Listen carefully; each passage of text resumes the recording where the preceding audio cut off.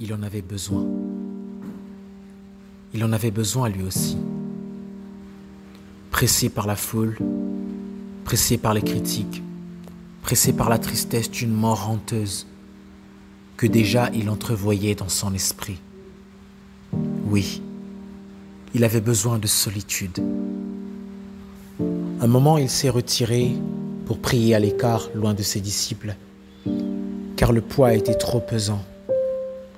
Incompris par ici, accusé par là, son heure n'était pas encore arrivée. Mais il avait besoin de solitude.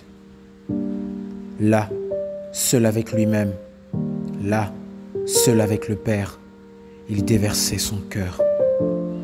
Il en avait bien besoin. Il avait bien besoin de puiser des forces et d'entendre Dieu. Puis, quand le jour parut, déclara Luc 6, 13, il appela ses disciples et en choisit 12, auxquels il donna le nom d'apôtres. C'était après un temps de solitude. C'était après un temps d'intimité.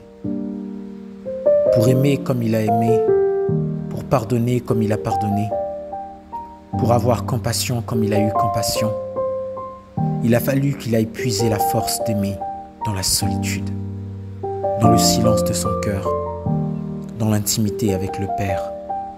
À un moment donné, nous avons tous besoin de solitude. Nous avons tous besoin d'être seuls, seuls avec nous-mêmes et seuls avec Dieu, pour puiser dans cet isolement la force d'aimer, de pardonner et d'accepter nos semblables tels qu'ils sont, pour remettre les idées en place. Ce n'est pas pour autant dire que nous vivrons à jamais dans la solitude, mais parfois il faut prendre du recul pour revenir avec force et amour, pour regagner les cœurs de ceux qu'on aime et pour leur donner notre amour inconditionnel. Il y a certainement quelque chose de bon dans la solitude.